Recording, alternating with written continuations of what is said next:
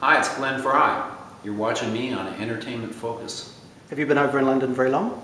This is my I just got here 2 days ago, so Okay. today's really my first day of work. Very unfortunate because of the weather at the moment. It's pretty drippy out there. Oh, you know, I love the rain. It's all right. You've got a new album Yeah. out. It's called After Hours. Can you tell us a bit about the record? Well, it's a collection of love songs. You know, it's a very romantic record. It's a record I've worked on for about the last 2.5 years with a couple of my buddies from the Eagles keyboard section, Michael Thompson and Richard Davis. It's songs ranging from the early 1930s to the mid 1960s. So like I said, you know, but basically it's a romantic record. It's a lot of love songs that I like. So I read that it's quite a personal album for you. It's sort of a tribute to your parents, I understand. Well, it's definitely, you know, I'm very fortunate that both my parents are still alive, so I felt a sort of an urgency to get this record recorded and finished, you know, while they were still around. So fortunately that's happened, and they like the record. It's been 20 years since your last studio album. Why the delay? Well, two big things happened in the early 90s. I got married and I started a family. That's the one thing.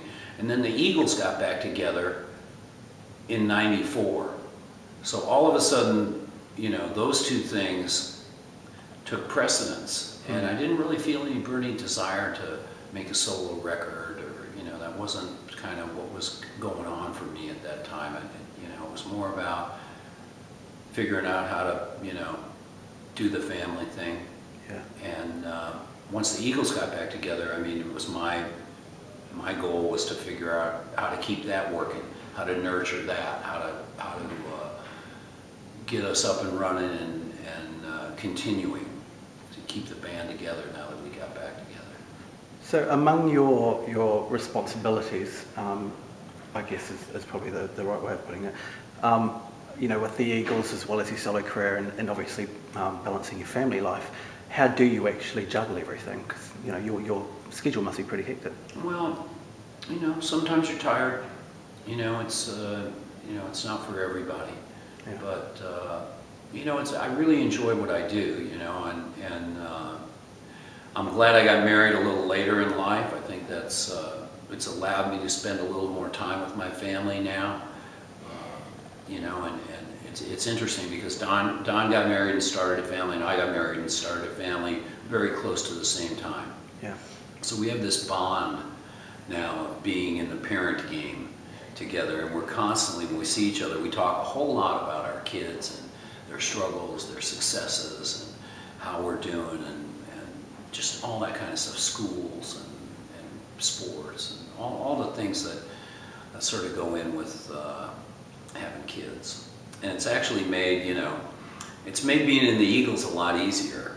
You know, the Eagles is easy. You know, the Eagles is kind of like the unreal world. You know, family, parents, schools, that stuff, that's the real world.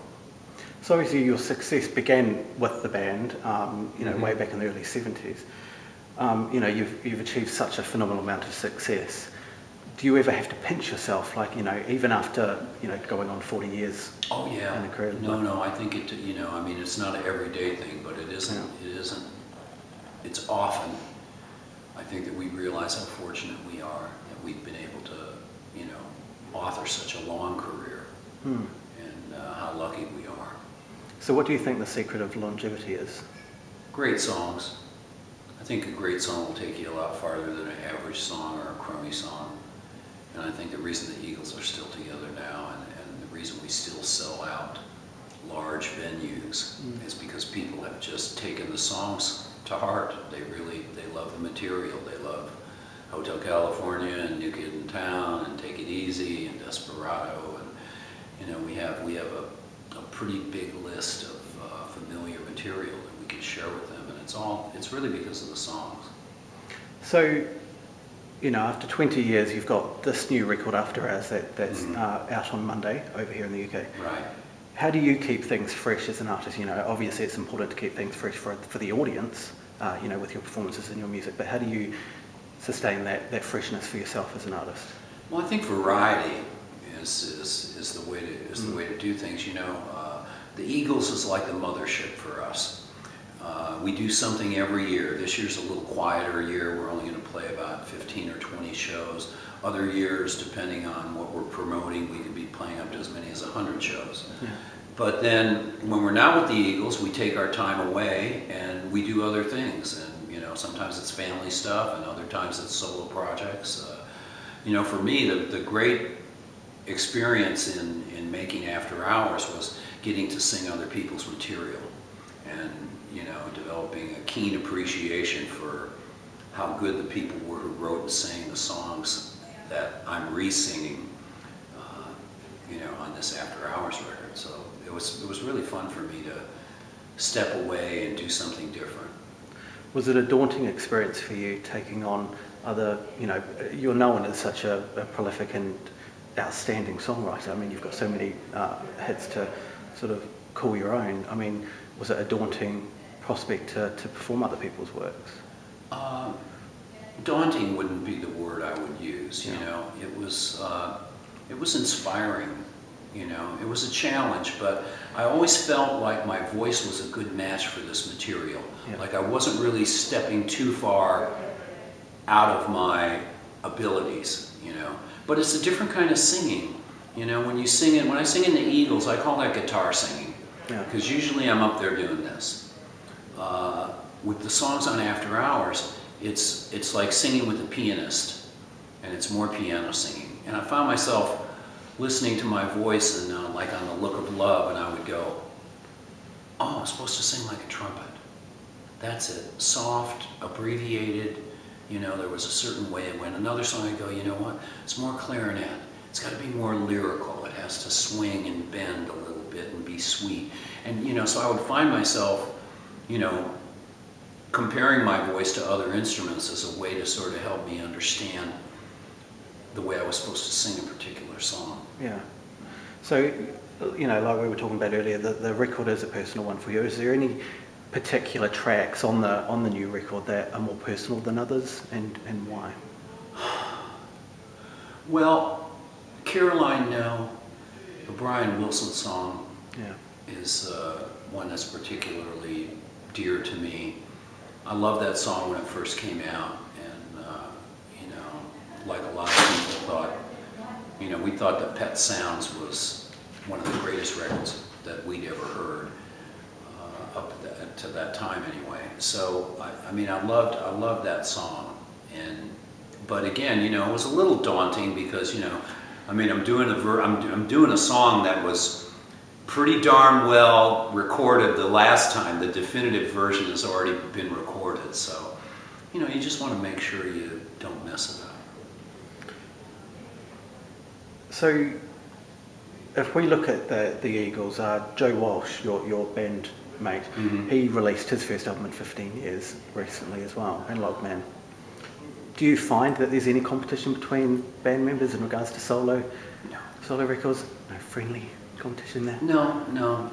I don't think that's no. We don't really worry about that stuff. I wish only the best for all my bandmates, whatever projects they're doing. And first of all, I hope you have fun doing the project, and secondly, if by some quirk of fate it happens to sell, then that's good. A lot of people get to hear it, then that's good too. So when are we going to get a new record of original Fry Pennings? Oh, you mean from the Eagles? No, from yourself, a solo. Oh, from myself. I don't know. I haven't had, I'm not saying that I'm never going to write any songs again, but I haven't had a burning desire to really make a solo record of original songs again. It's not really. I'm really not thinking about that right now. I'm probably going to turn. My energy right now is going to, besides promoting After Hours, then my energy turns back to the Eagles for next year as we try to figure out what we're going to do, how much we want to do. We've got a 2 DVD History of the Eagles project that is going to get finished and come out sometime in the first of 2013. Oh, brilliant. So then that will bring about the question, should we go on the road? Should we play shows? Should we do a History of the Eagles tour? come on stage in Please do. and the black screen says 1972, Laurel Canyon, and then starts at Take It Easy and goes, you know, right on through. I'm not sure we've been talking about that. Some of these things happen as, you know, it's all sort of the residue of hard work, you know, whatever the, you know, is Hotel California selling millions and millions of copies, you know, is certainly very, you know, that's very gratifying. Yeah. But was making Hotel California worth more than what it sold? You know, and the answer is probably yes. You know, so part of what I've really enjoyed is making the records. I love making records. I love writing songs and I love making records, and it's the two things that I'm really good at in life. But so there's something, you know, there's something to enjoy just in the process, you know.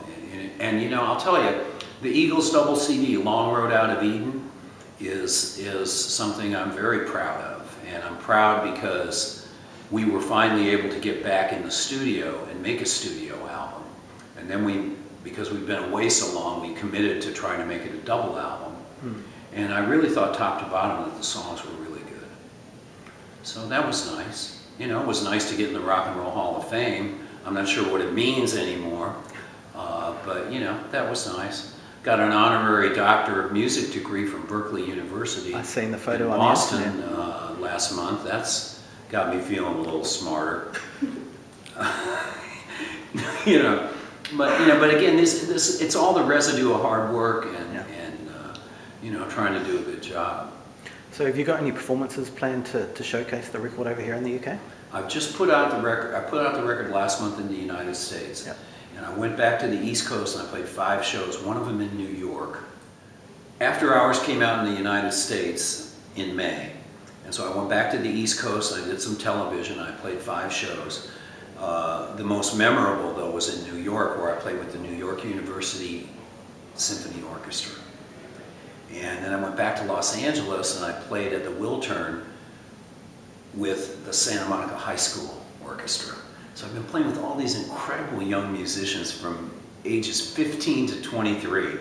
Great young players. And so I'm over here now in Europe to sort of stir the pot. And hopefully this record will take seed and it'll give me an excuse to come back in a few months and play some shows. But I think it would mean more for people to have heard this record for a while and know that when I'm coming back and it says Glenn Frey's going to play with the such and such Philharmonic, they'll have an idea of what I'm going to be doing. So how was the reaction to the record, you know, because it's already been released over in the US? How's the reaction been to... It's been very good. Yeah. It's been very good. You know, for me, the gratifying things are things like talking to jazz magazines and having the guy I'm talking to understand that I did a serious record. And it wasn't a dilettante. It wasn't an attempt. It was, you know, a serious piece of work. And it was nice to talk with, you know, with some of those magazines and get a little cred. So, you know, it's been good. And then the reaction to the record overall, it's been pretty uniform down the line. First thing is I think people are a little surprised. They're surprised that I would do this kind of record. And I think they're a little bit surprised that I can sing this way. And then, you know, the second thing is I think people are intrigued by how beautiful the record is. Definitely. The arrangements, the string arrangements by Alan Broadbent are breathtaking. And so, you know, I think it's been a nice surprise. Everybody's been a little bit surprised, but it's been in a very pleasant way. What else is in the pipeline for 2012? Well, not too much. I'm going to go back to LA and play some shows on the West Coast in September. I'm going to go to Australia because we have a big following down there, and I like to go down and have an opportunity to play some shows there as well. But I'll go first like I am here. I'll go by myself and do some press and do a little TV and radio and internet stuff. And that's, you know, that's really about it for now. Just take it easy. Not working too hard. Yeah. Brilliant. Thank you very much. It was a pleasure. Sorry.